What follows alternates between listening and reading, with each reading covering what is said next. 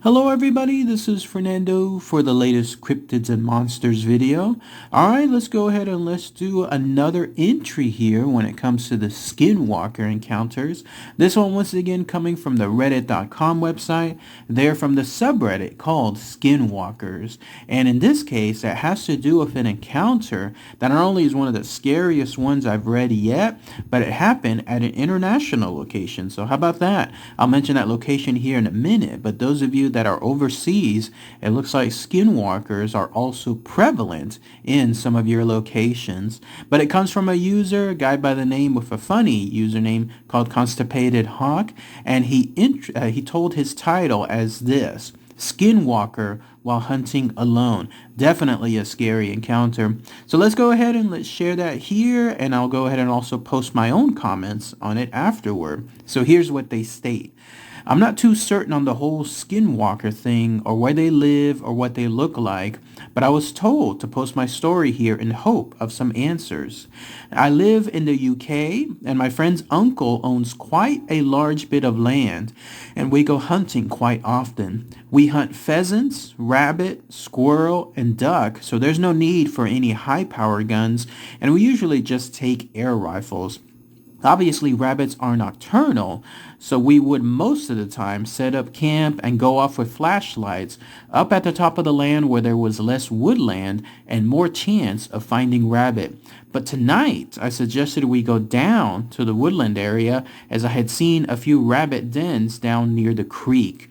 My friend was very against going down there and made it clear he wanted to stay up in the fields. I told him fine, I'll just go off on my own and see what I can catch. And so I get down to the top of the creek. The creek is a very large dip in the ground with a stream running at the bottom. And as I near the creek, I remember hearing splashing and kicking in the stream, which I thought must have been rabbits. But when I looked through my scope, there was too much vegetation and I needed to get closer. And so I start down the very steep side of the creek, and as I'm coming down, I noticed a white glint in the corner of my eye, and when I look, I noticed it was a bone. I thought that it was quite cool and wanted to get a closer look. Upon said closer look, I can see quite clearly that it was a fully grown female deer. This is strange because, as I said before, I live in the UK and we don't have a lot of predators down south where I was. So I thought of all things it could have been my friend's uncle. No, he doesn't have a deer hunting license, so maybe it was a large fox? No, I doubt a fox could kill a deer of this size. In the end, I came to the conclusion that it had fell down the creek and broken its leg and then been left to die. And so I start walking back up the side of the creek when I heard some rustling on the other side. I think rabbit, and so I scoped in to take a closer look. Then, whatever I was looking at sprinted away, making me jump. But this wasn't any normal sprint.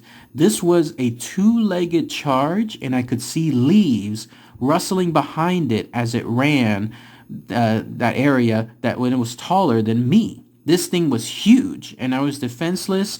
All I had was just an air rifle, but the sheer force that this thing ran with was enough to make me chill. So I hurriedly walked back up the creek to the fields to tell my friend what had happened, and I asked if it was him doing it to scare me, and he swore on his life that he had been up there the whole time. And so after no luck catching rabbit, we went back to the tent to get some rest, but I couldn't sleep thinking about what that thing could have been. My heart dropped. The loudest, blood-curdling scream made me jump out of my skin, and my friend woke up in a fluster asking what the F was that. It was silent for a few minutes, and then it happened again. This scream rattled on for almost 30 seconds, and my friend suggested it was a fox, but we had heard a fox's scream many times before, and this was not it. This was a grown man's scream, but we were in the middle of nowhere, and no one would be on a walk at this hour. Rest assured, we didn't sleep that night. And then that's it. That's everything that this user stated with regards to their entry, Skinwalker while hunting alone. So lots of interesting things to talk about here First off, as I mentioned at the beginning of the video, this is an international location. They are in the United Kingdom. So those of you there in the United Kingdom, who knew? You may have actual skinwalker encounters out there, especially in the middle of nowhere. And again, this took place in a large bit of land, as he described it, out there in the middle of nowhere. So it was truly just them, once again, in the dead of night. In this case, they were going hunting using air rifles. The part, though, that definitely gave me the chills was the idea that he was out there and he thought he was looking for something small, in this case this actual set of rabbits, but no, he ran across what he described something huge, something taller than him, something that he could see rushing with such a force that it was causing like this stuff, like in other words the brush and the shrubs and everything else surrounding it, to just be pushed very quickly. When I was reading the information, I was just imagining something, just sheer power, being able to do this and move with such a quick speed. Definitely scary stuff. But the part that definitely just absolutely changed everything was that blood-curdling scream. He didn't describe it like an animal. He didn't describe it like another type of predator. In this case, he described it like a person, a grown man scream. Imagine hearing it once out there in the middle of the night and then hearing it again, lasting a good 30 seconds, no less. Imagine something along those lines. And then you have the chance of this guy, like he said, never sleeping again that night, at least with regards to what that encounter was. If I was there in that situation, I would absolutely just have gone away at that point. I don't care. There would have been little chance for me to stay there. I would have gone back to the car and then just drove, said bye-bye, and then never ever gone back to that location. Interestingly enough, just wanted to mention this.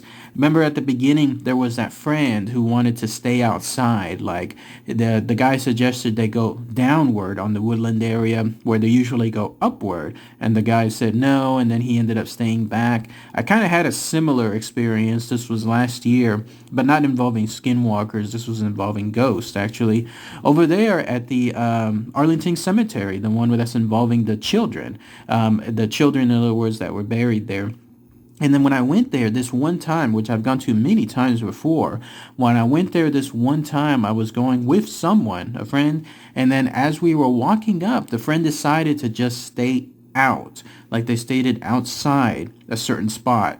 And then I actually had an eerie feeling as well, but having not had any bad experience before at that cemetery of lost children, I thought to myself, you know, it's just something that'll pass. And so I still went in, and then I went to that area, and lo and behold, I had one of the most scariest encounters I've ever had. Just the chills of whatever was there did not want me there at all. I've never had such a negative experience there from before.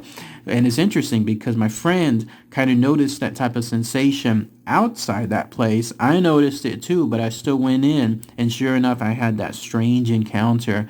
So I could totally relate to what that friend was saying about being very against going down that location. But that's pretty much it. If anybody has any more information, maybe you're in the United Kingdom, maybe you have more local information on the Skinwalker side, then please post those comments below. All right, everybody. Thanks again as always. Take care.